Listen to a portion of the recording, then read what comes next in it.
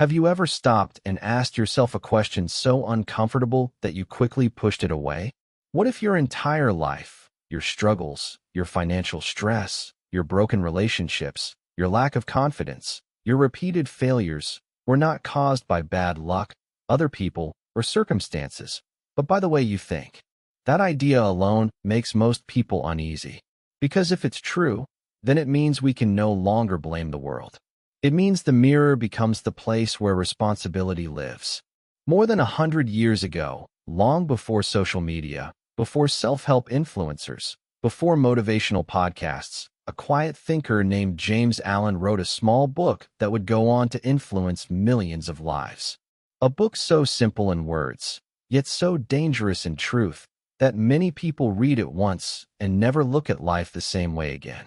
That book is called As a Man Thinketh. And today, I want you to listen carefully, not casually, not in the background, not half-heartedly. Because the ideas you are about to hear have the power to rebuild your inner world. And when the inner world changes, the outer world has no choice but to follow. This is not a book about motivation. It is not about positive thinking cliches. It is not about wishing or hoping or manifesting without effort. This book is about law. The law that governs human life as surely as gravity governs the physical world. James Allen begins with a simple but shocking truth. A human being is not shaped by circumstances. Circumstances are shaped by a human being. Your thoughts are not harmless. They are not invisible. They are not temporary visitors. They are seeds. And just like seeds planted in soil, thoughts grow. Quietly, patiently, unstoppably.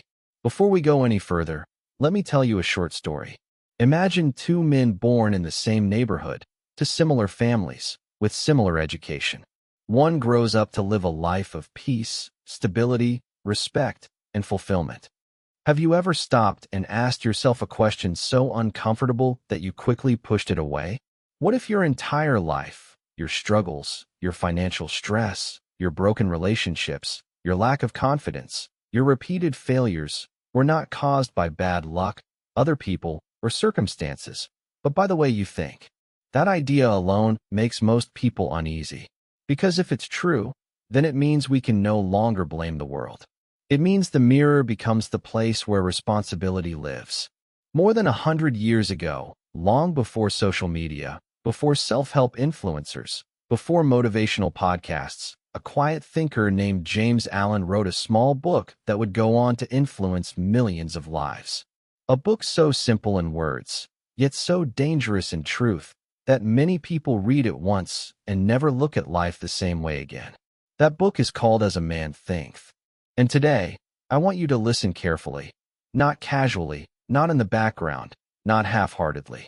Because the ideas you are about to hear have the power to rebuild your inner world. And when the inner world changes, the outer world has no choice but to follow. This is not a book about motivation. It is not about positive thinking cliches.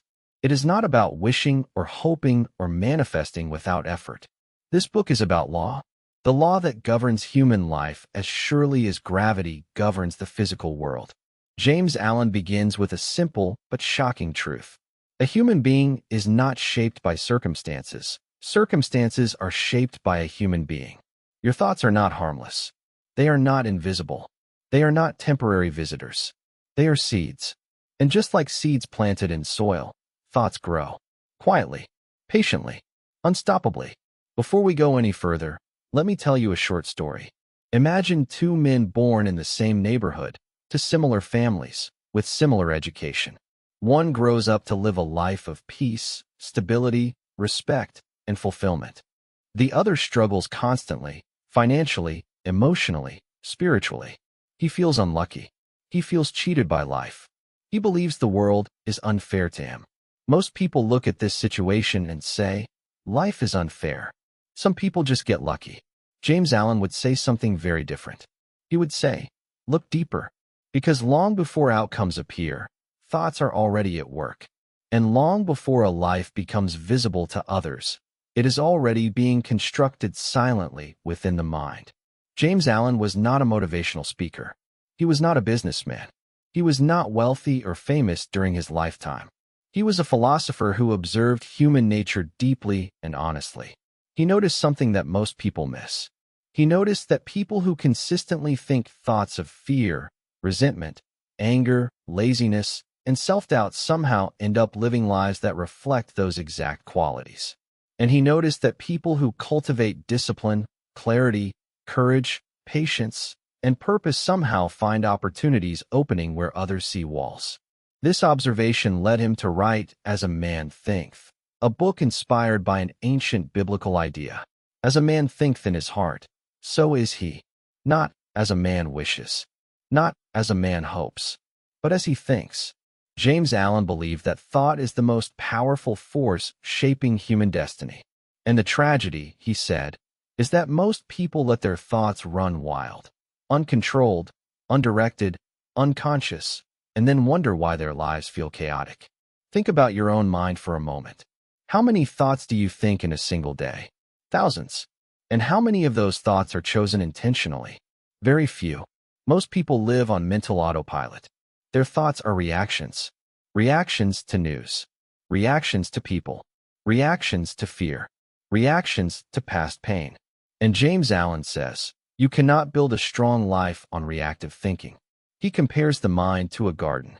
If you leave a garden unattended, what happens? Weeds grow, not because you planted them, but because you didn't remove them. Negative thoughts are the same. Doubt, fear, envy, self-pity, blame. If you don't consciously uproot them, they take over. And once they take over, they begin producing fruit, emotional fruit, behavioral fruit, life result fruit. This is where many people misunderstand the book. They think James Allen is saying, just think happy thoughts and everything will be fine. That is not what he's saying at all. He is saying something far more serious and far more demanding. He is saying that your character is the complete sum of your habitual thoughts, not your occasional thoughts, not your thoughts on a good day, but your habitual, repeated, daily thinking. If you habitually think in anger, you become an angry person. If you habitually think in fear, you become a fearful person.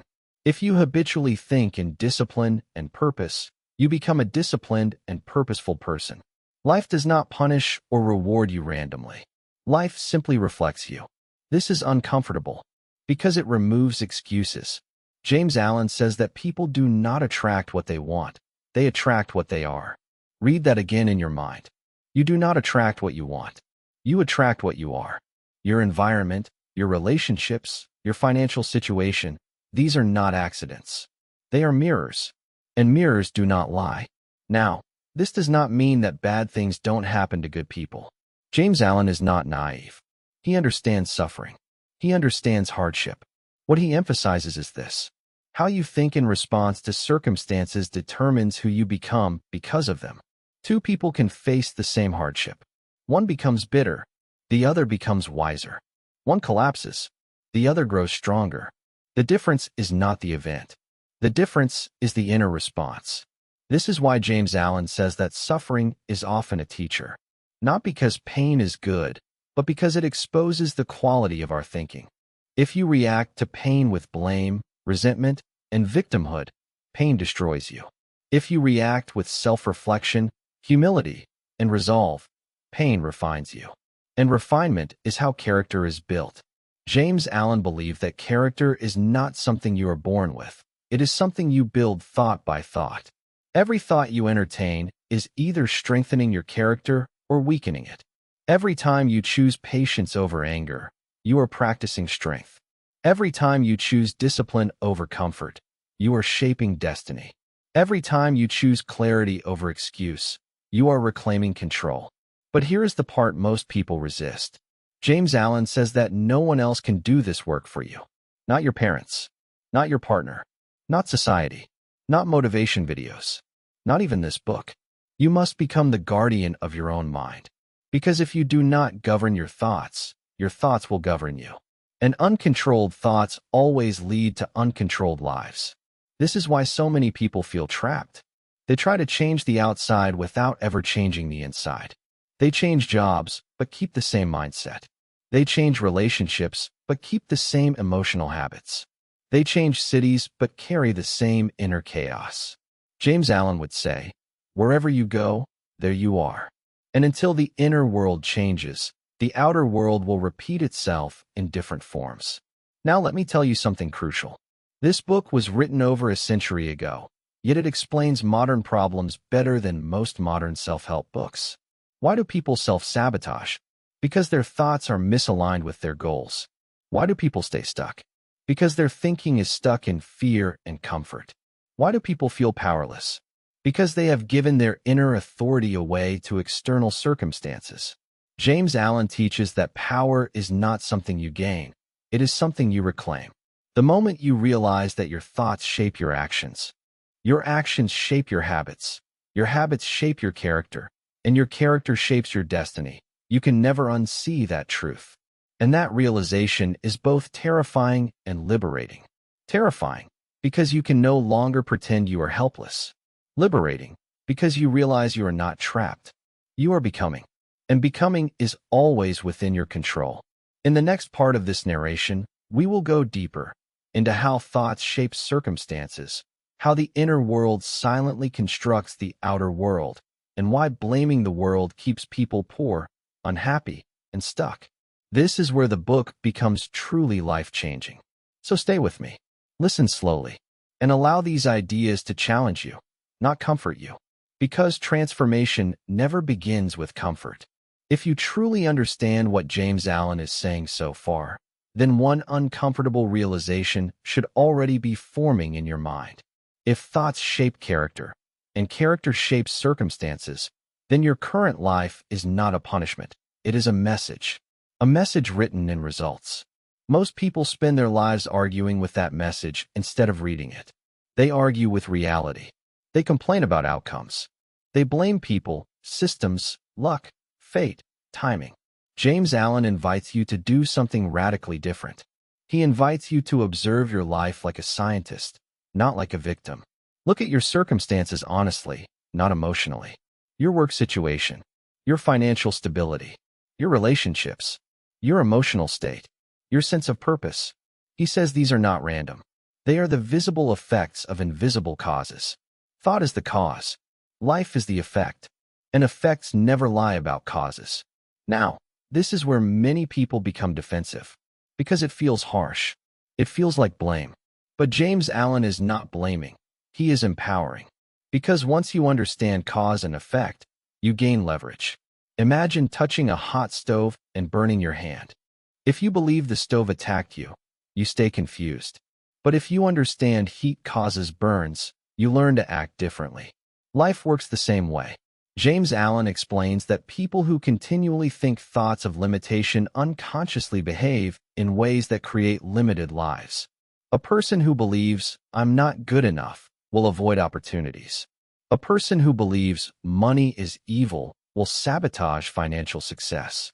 A person who believes people can't be trusted will never form deep bonds. These beliefs are rarely spoken out loud. They live quietly in the background of the mind, shaping decisions invisibly. And because they are invisible, people mistake their results for fate. James Allen insists, there is no such thing as luck without law. What looks like luck is often the long-term result of consistent thinking. You don't see the years of discipline behind success. You don't see the years of neglect behind failure. You only see the harvest. This is why envy is such a useless emotion. It looks at the harvest without understanding the seed. James Allen says that every action begins as a thought. Every habit begins as a repeated action. And every destiny begins as a collection of habits. So when someone says, "I don't know how my life ended up like this," James Allen would say, look backward, not outward. Not backward in time, but backward in thought. What patterns of thinking have you rehearsed for years? Fear, self-doubt, anger, excuses, or clarity, courage, patience, and responsibility? Now, here is a subtle but extremely important idea James Allen introduces. He says that thoughts can be divided into two types, those that weaken you and those that strengthen you. Weak thoughts drain energy. Strong thoughts generate power. Weak thoughts focus on what cannot be controlled. Strong thoughts focus on what can. Weak thoughts blame. Strong thoughts take responsibility. Weak thoughts react. Strong thoughts respond. Most people are exhausted not because life is hard, but because their thinking is disorganized, emotional, and undisciplined. An undisciplined mind is like a city with no laws. Chaos rules. James Allen believed that inner discipline creates outer order. This is why people who appear calm often handle chaos better than people who appear intelligent. Calm is not personality. It is practiced thought control. Now, let's talk about circumstances more deeply, because this is where James Allen's ideas become uncomfortable but transformative. He says that circumstances do not make the man, they reveal him. Think about pressure. When pressure comes, what appears? If pressure reveals anger, anger was already there. If pressure reveals integrity, integrity was already there. Circumstances are like a mirror held up to your inner world. A difficult job reveals your patience or impatience. A disagreement reveals your emotional maturity or immaturity. Success reveals humility or arrogance. This is why James Allen warns against blaming circumstances. Because blaming circumstances keeps you blind to what needs to change inside. And what remains unconscious remains unchanged. He says that when people improve internally, they are often surprised to see their circumstances improve naturally, without force. Why? Because their actions change. Their decisions change. Their boundaries change. Their standards change. And life responds. Not magically, but logically. James Allen gives a powerful metaphor. He says a person cannot directly shape circumstances any more than a farmer can directly shape crops. The farmer does not command the wheat to grow. The farmer prepares the soil. He plants the seed. He removes weeds. He waters consistently. And then growth happens naturally. Your mind is the soil. Your thoughts are the seeds. Your habits are the daily care. Your life is the crop. This is why shortcuts fail. People want results without preparation. They want success without discipline. They want confidence without self-mastery. James Allen says this violates natural law. Nothing grows without care. Nothing improves without effort. Nothing changes without awareness. This book does not promise quick fixes. It promises truth. And truth demands patience. Now let's talk about suffering, because James Allen does not avoid it. He addresses it directly. He says suffering often exists to teach us something we refuse to learn voluntarily. Pain is not random cruelty. It is misalignment made visible. When you act against your own higher values, inner conflict appears. When you ignore responsibility, consequences arrive. When you cling to ego, life humbles you. But here's the key idea. Suffering does not improve you automatically. It only improves you if you learn from it. Some people suffer and become wiser. Some people suffer and become bitter. Same pain, different thinking. James Allen says the wise person asks, "What is this teaching me about myself?" The foolish person asks, "Why is this happening to me?" That single difference determines growth or stagnation. This is why some people repeat the same mistakes for decades. They change environments, but not thinking. They change partners, but not patterns. They change goals, but not discipline. James Allen would say, the lesson remains until it is learned. Now, pause and reflect for a moment. What problems keep repeating in your life? Not once, repeatedly. Those repetitions are not curses. They are messages. And the message is always about thinking. Now, James Allen introduces one of the most powerful ideas in the book. He says that a person's vision determines their direction. People who have no clear inner vision drift. They react to life instead of directing it. And drifting feels safe until you realize you are nowhere. Vision does not mean fantasy. It means clarity of purpose. A person who knows what they stand for does not need constant motivation. They have direction. James Allen says that people fail not because they lack ability, but because they lack sustained purpose. Their thoughts are scattered. Their attention is divided. Their energy leaks everywhere. Focused thought creates power. Scattered thought creates exhaustion. This is why successful people appear lucky. Their energy is not wasted internally. James Allen believed that concentration is a moral quality. To concentrate means to choose. To choose means to value. To value means to commit. Most people fear commitment because it requires letting go of distractions. But distractions are comfortable, even when they keep you small. James Allen urges the reader to decide, consciously, who they are becoming. Not who they wish to be someday. Not who they pretend to be online. But who they are building internally, thought by thought. Because every thought you repeat is a vote for the person you are becoming. And votes add up. In the next part, we will go deeper into how thought directly shapes health, body, and emotional stability, and why inner chaos eventually manifests physically. This is where the book becomes deeply psychological and surprisingly modern. Stay with me, because once you understand this, you will never look at stress, anxiety, or burnout the same way again. James Allen now takes us into an area that many people overlook, yet everyone experiences: the connection between thought and the body. He says something that sounds simple at first, but becomes profound the longer you sit with it. The body is the servant of the mind, not the other way around. Most people believe their body controls their emotions. They say things like, "I'm tired, that's why I'm irritable," or "I'm stressed, that's why I feel anxious." James Allen flips this completely. He says the body reflects the condition of the mind. Persistent negative thinking, fear, resentment, worry, anger does not stay trapped in the mind. It expresses itself physically: tension in the shoulders, tightness in the chest, shallow breathing, chronic fatigue.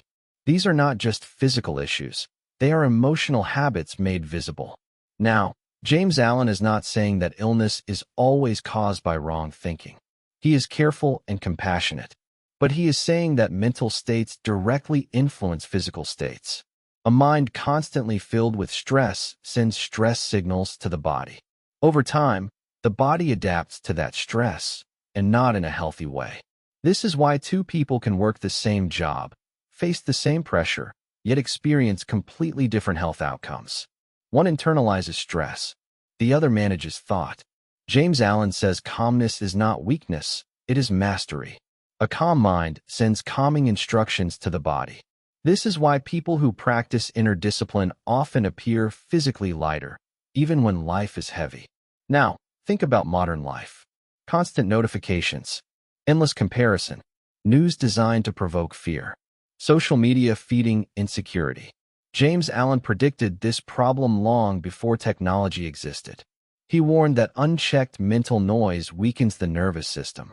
People today are not exhausted because they do too much. They are exhausted because they think too much without direction. Uncontrolled thought drains energy. Focused thought restores it.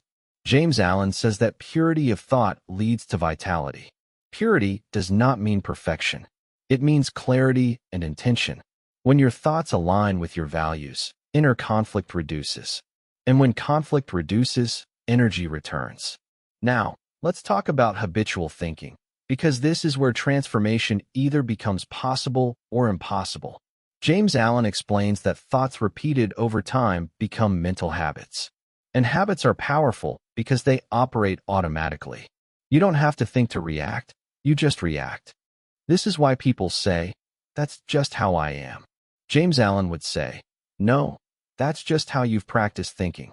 There is nothing permanent about a habit except repetition. Change the repetition, and you change the habit. But here's the challenge. Changing habitual thought requires awareness. And awareness requires discomfort. Because when you become aware of your thinking, you see parts of yourself you've avoided. Your excuses, your rationalizations, your emotional triggers.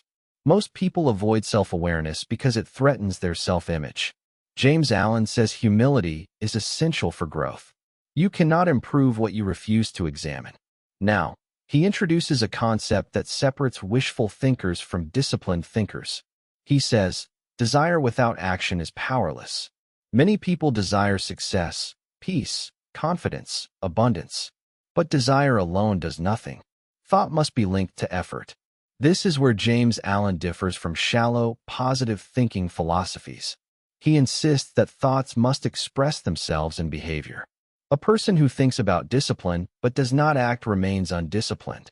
A person who thinks about growth but avoids effort remains stagnant. Thought is the blueprint. Action is the construction. Both are required. Now, James Allen talks deeply about self-control. He says self-control is not repression, it is direction. Repression pushes emotions down. Direction channels them upward. Anger, when uncontrolled, destroys. Anger, when understood, becomes boundary and strength. Desire, when uncontrolled, enslaves. Desire, when disciplined, becomes ambition. Fear, when uncontrolled, paralyzes. Fear, when examined, becomes awareness. James Allen believed that emotions are not enemies. They are raw energy. But energy without direction causes damage. Self-mastery is learning how to guide that energy. And self-mastery begins in thought. Now, here is a powerful truth James Allen emphasizes. He says people often try to fix their lives by fixing others. They try to control partners. They try to change colleagues. They try to manipulate circumstances. And they fail, repeatedly. Why? Because control over others is limited. Control over self is unlimited. James Allen believed that inner authority creates outer influence. People naturally respect those who are centered, calm, and self-directed. You don't need to demand respect, it emerges. You don't need to chase validation, it follows confidence. But confidence does not come from pretending. It comes from alignment between thought and action. Now, James Allen introduces one of the most misunderstood ideas in the book. He talks about success, but not the kind of success most people think about. He says success is not wealth alone. It is not status alone. It is not comfort alone. True success is the accomplishment of worthy purpose. A person can be rich and unsuccessful. A person can struggle and be successful. The difference is inner fulfillment. James Allen believed that people who pursue success without purpose feel empty, even when they win. This is why so many people reach goals and feel disappointed. They achieved what they wanted, but not what they needed. Purpose gives meaning to effort. Without purpose, effort feels like suffering. With purpose, effort feels like progress. James Allen says that when a person commits to a worthy purpose and aligns their thoughts with it, obstacles become teachers instead of enemies. Setbacks become refinement. Failures become feedback. Delays become preparation. Now, let's bring this into modern life. People often say, I don't know my purpose. James Allen would say, start with discipline. Purpose is revealed through action, not waiting. Clarity comes after movement, not before. You don't discover purpose by thinking alone. You discover it by engaging life consciously. And conscious engagement begins in thought. Now, as we approach the next section, James Allen prepares the reader for something important. He says that the quality of your thoughts determines the quality of your peace. Peace is not the absence of problems. It is the absence of inner conflict. A person at peace is not free from challenges. They are free from resistance to reality. They respond instead of react. And that response is shaped by thought. In the next part, we will explore serenity, calmness, and inner freedom, and why James Allen believed that peace is the highest form of power. This is where the book becomes deeply spiritual, not religious, but universal. Stay with me, because this section changes how you understand happiness itself. James Allen now brings us to what many readers consider the most subtle and powerful part of the book, serenity. Not happiness, not excitement, not pleasure. Serenity. He says serenity is the crown of self-mastery. Most people chase happiness, but happiness is fragile. It depends on conditions. Serenity is different.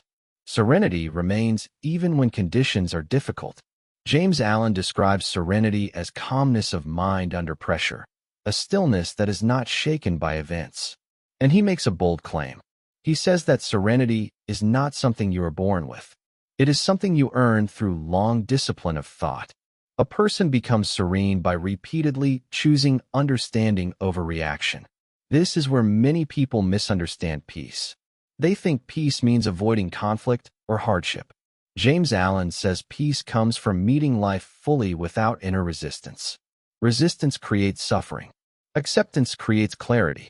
Acceptance does not mean passivity. It means seeing reality clearly before acting wisely. When your mind stops fighting reality, your energy becomes available for growth. Now, James Allen says something that deeply challenges modern thinking.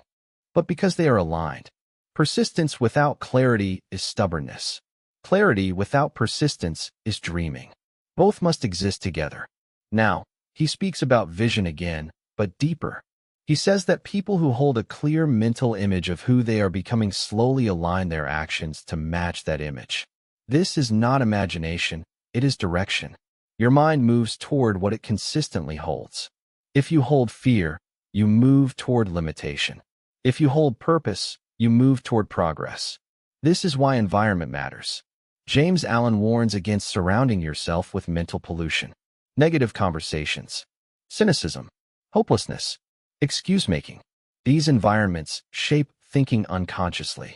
You must protect your mental space, not by arrogance, but by intention. Now, here comes one of the most comforting ideas in the book. James Allen says no sincere effort is ever wasted. Even if results are delayed, effort refines character. And character is permanent.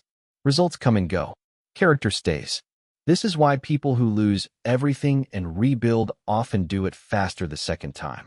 They didn't lose character. They lost circumstances. Character recreates circumstances. This is why James Allen insists that the true measure of success is not what you have, but who you have become. Now let's slow down. Take a breath. Because this next idea is subtle but life-changing. James Allen says that thought is not only creative, it is magnetic. You draw into your life experiences that match your dominant mental state, not through magic, but through behavior, perception, and choice. A confident person notices opportunities others overlook. A fearful person notices risks others ignore. Same world, different filters. Thought shapes perception. Perception shapes action. Action shapes results. This loop runs constantly. Most people never interrupt it. James Allen gives you the power to interrupt it consciously. Now, as we move toward the later sections of the book, James Allen emphasizes humility. Humility is not thinking less of yourself. It is thinking clearly about yourself. Humility allows learning. Arrogance blocks it. People who believe they already know stop growing. People who remain teachable keep evolving. James Allen believed that wisdom is not accumulation of knowledge. It is alignment of thought with truth. Truth is simple, but not easy, because simplicity demands honesty. Now, we approach the final deep layers of the book.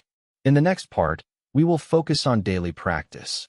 How to apply these ideas moment by moment, not theoretically. This is where James Allen's philosophy becomes a way of living, not just a way of thinking. Stay present, because this part turns insight into transformation. James Allen now brings everything down from philosophy into daily life. Not ideas, not theories, but practice. Because knowledge that is not lived is weight without strength. He reminds us that every single day, without exception, we are practicing something, whether we are aware of it or not. We are practicing patience or impatience. We are practicing discipline or avoidance. We are practicing responsibility or blame. Life does not pause while you decide who to become. You are becoming someone every day. James Allen says that the smallest daily thoughts are more powerful than the grand ideas you think once in a while. Why? Because repetition creates identity. This is why one moment of motivation does not change a life, but one habit does. A person who thinks clearly for 5 minutes a day, every day, will eventually outgrow a person who thinks emotionally for 5 hours once a month. Consistency beats intensity.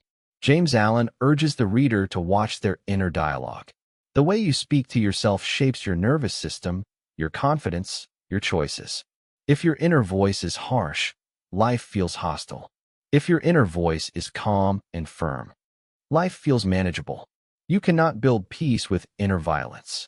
Now, James Allen introduces the idea of right thinking. Not positive thinking, right thinking. Right thinking means thinking in alignment with truth, responsibility, and purpose. Right thinking does not deny difficulty. It does not pretend pain doesn't exist. It faces reality without distortion. A right thinker does not say, "This is easy." They say, "This is possible with effort." This distinction matters. False optimism collapses under pressure. Right thinking adapts. James Allen believed that people suffer not because life is hard, but because their thinking is unrealistic. They expect comfort without discipline. They expect reward without effort. They expect respect without self-respect. Reality eventually corrects these expectations. Now, let's talk about work, because James Allen treats work with deep respect. He believed work is one of the greatest teachers of character. Not the job title, not the salary, the attitude. Two people can do the same work. One resents it. The other uses it to refine discipline, patience, and skill. James Allen says the quality of your work reflects the quality of your thought. Sloppy thinking produces sloppy results. Careful thinking produces excellence. Excellence is not perfection, it is attention. When you give attention to what you do, you give respect to yourself. This is why James Allen says people who do small tasks well are preparing themselves for greater responsibility. Life entrusts more to those who prove faithful with less. This is not punishment, it is preparation. Now, James Allen addresses ambition. He says ambition can either uplift or destroy, depending on its motive. Ambition driven by ego leads to anxiety. Ambition driven by purpose leads to fulfillment. If you want success to impress others, you will never feel secure. If you want success to express your potential, you will feel grounded. James Allen urges people to examine why they want what they want, because the why determines the cost you are willing to pay. Now, he speaks about relationships, though subtly. He says harmony in relationships begins with harmony within. You cannot demand understanding while refusing to understand yourself. People mirror your emotional state. A calm person calms rooms. An anxious person agitates them. James Allen believed that influence is silent. You don't persuade with words. You persuade with presence. Presence is the result of inner order. Now, let's talk about fear, because fear controls more lives than failure ever could. James Allen says fear is a thought, not a fact. And thoughts can be questioned. Fear grows when avoided. Fear shrinks when examined. Most people run from fear, which gives it power. James Allen encourages meeting fear with clarity. Ask, what exactly am I afraid of? What is the worst realistic outcome? What action can I take? Clarity dissolves fear. Action transforms it. Now, as James Allen moves toward the later reflections, he emphasizes simplicity. A cluttered mind creates a cluttered life. People complicate life to avoid responsibility. Simplicity requires honesty. What truly matters? What doesn't? What am I avoiding? These questions are uncomfortable, but freeing. James Allen believed that peace comes not from adding more, but from removing excess. Excess thought, excess desire, excess comparison. Now, here is one of the most quietly powerful ideas in the book. James Allen says your ideal self already exists in your imagination, not as fantasy, but as potential. That image pulls you forward, but only if you align your thoughts and actions with it. If you betray that ideal repeatedly, inner conflict grows. If you honor it daily, even imperfectly, inner confidence grows. This is why integrity feels strong. Integrity means inner alignment. Now, as we approach the final major stretch of this book, James Allen speaks about freedom. Not political freedom, not financial freedom, inner freedom. He says inner freedom comes when you no longer allow external events to control your inner state. This does not mean indifference. It means self-governance. You feel emotions, but they don't rule you. You experience challenges, but they don't define you. This freedom is not given. It is earned through thought discipline. Now, prepare yourself. Because in the next part, James Allen delivers the core life philosophy that ties everything together, the ultimate message of the book. This is where reflection turns into resolve. Stay with me. James Allen now brings us to the quiet center of everything he has been teaching. This is where all the ideas converge into one simple, demanding truth. He says that human beings are makers of themselves, not victims, not accidents, not products of chance. Makers. Every day, whether consciously or unconsciously, you are shaping yourself through thought. You are sculpting your character with invisible hands. And just like a sculptor, every strike matters, not just the big ones, but the small, repeated once. James Allen insists that nothing enters your life without first passing through your mind. This does not mean you control every event. It means you control the meaning you give to every event. And meaning determines response. Response determines direction. This is why two people can experience the same loss. One collapses into despair. The other transforms pain into purpose. Same event, different inner interpretation.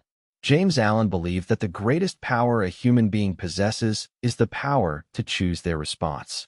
That choice happens in thought, before words are spoken, before actions are taken, before habits are formed. Now, he addresses one of the deepest human struggles, regret.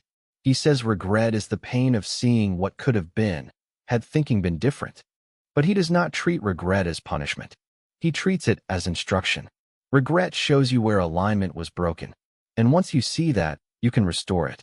James Allen believed that no one is ever beyond redemption, because thought can always be refined. Age does not block growth. Past mistakes do not imprison you. Circumstances do not define your future. Only continued unconscious thinking does. This is why he emphasizes watchfulness. Watch your thoughts as you would watch your actions. A careless action causes damage. A careless thought does the same, just more slowly. Now, James Allen says something that feels almost radical in its simplicity. He says peace is a choice practiced daily. Not chosen once, practiced. Peace does not arrive when everything is perfect. It arrives when you stop demanding perfection from life. Peace grows when you accept responsibility for your inner state. This is why some people remain calm in chaos. They are not calm because life is easy. They are calm because they have practiced mental discipline. James Allen believed that the most powerful people are not those who dominate others, but those who govern themselves. Self-governance is freedom. Now he turns to the idea of faith, not religious faith, but confidence in law. Faith that effort matters. Faith that clarity leads somewhere. Faith that character is never wasted. He says doubt paralyzes action, while faith energizes it. Faith does not mean blind belief. It means acting consistently in alignment with principle, even when results are delayed. Delayed results test sincerity. Anyone can think positively when life is easy. The real test comes when effort seems unrewarded. James Allen says this is where most people quit, right before alignment would have produced results. Persistence is trust in process. Now he addresses envy. Envy poisons the mind because it focuses attention outward instead of inward. Envy says, they have what I want. Wisdom asks, what thinking created what they have, and am I willing to adopt it? James Allen believed admiration is useful. Envy is destructive. Admiration inspires imitation. Envy breeds resentment. Resentment blocks growth. Now he speaks about sacrifice. Every meaningful life requires sacrifice. Not punishment, exchange. You exchange comfort for growth. You exchange distraction for clarity. You exchange excuses for responsibility. James Allen says people often want the rewards of sacrifice without paying its cost. But life does not accept counterfeit effort. True effort always leaves an inner mark. It strengthens will. Now, as the book moves closer to its final reflections, James Allen introduces a quiet but powerful image.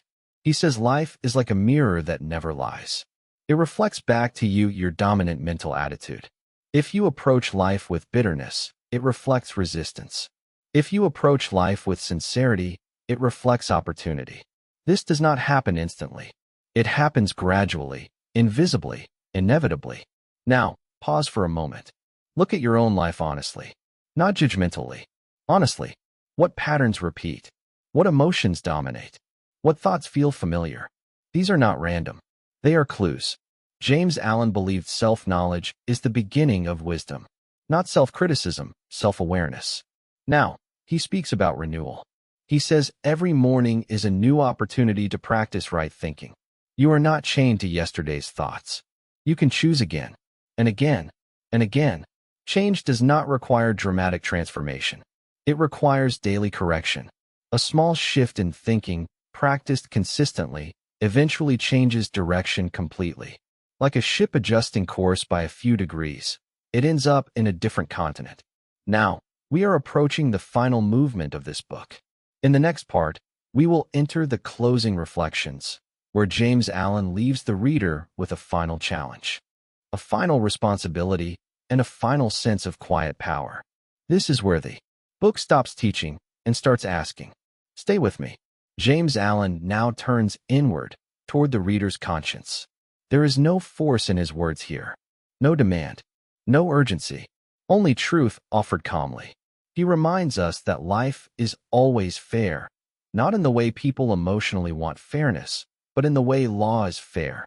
Law does not negotiate. Law responds. Plant anger and bitterness grows. Plant discipline and strength grows. Plant clarity and direction grows. Not immediately, not dramatically, but faithfully.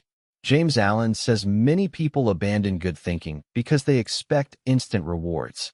But nature never rushes. A seed underground looks like nothing is happening until suddenly everything is. This is where patience becomes power. Patience is not waiting passively. It is continuing to act rightly without visible reward. James Allen believed patience is proof of inner strength. Now, he addresses one final inner obstacle, self-deception. Self-deception is dangerous because it feels comfortable. It says, I'm doing my best, when effort is half-hearted. It says, this is just how life is, when fear is unexamined. It says, I'll change someday, when discipline is avoided today. James Allen says truth is never cruel, but it is often uncomfortable. And discomfort is the doorway to growth. He encourages the reader to examine not what they claim to value, but what they consistently act upon. Action reveals belief. Now, James Allen leaves us with a quiet but powerful responsibility. He says your life is your message, not your words, not your opinions. Your life, how you treat people, how you respond to difficulty, how you manage yourself when no one is watching. This is your silent teaching to the world, and it begins in thought. Now, let's pause, because this is where the book ends, but where application begins. You don't close this book and move on unchanged. Awareness that change begins quietly. So start small. Choose one thought today that you will no longer entertain. Replace it with one that serves growth. Not perfectly, not dramatically, consistently, because consistency shapes destiny. And now, as we come to the final moments of this video, let this message stay with you. You do not need to change the world. You need to govern your inner world. And when that happens, the outer world follows. If this book has spoken to you, if something in these words made you pause, reflect, or see yourself differently, then don't let that awareness fade. Like this video, not for the algorithm, but to mark a moment of intention. Subscribe to the universe of book, because ideas like this are meant to be revisited, not consumed once. And share your reflection in the comments. What thought are you choosing to change today? Because as James Allen taught us, quietly, firmly, and truthfully, as a man thinks, so he becomes. Thank you for listening. James Allen didn't write this to entertain you. He wrote it to confront you gently. So now, let's turn these truths into lived reality. Think about your daily thinking habits. What is the first thought you entertain when something goes wrong? Blame, fear, or responsibility? What is the tone of your inner voice? Encouraging, neutral, or destructive? What thoughts do you rehearse most often? Those thoughts are shaping your future right now, silently. Now think about your goals. Are they aligned with who you want to become, or who you want to impress? Are they supported by daily discipline, or only occasional motivation? James Allen would tell you, don't aim too high at first. Aim true.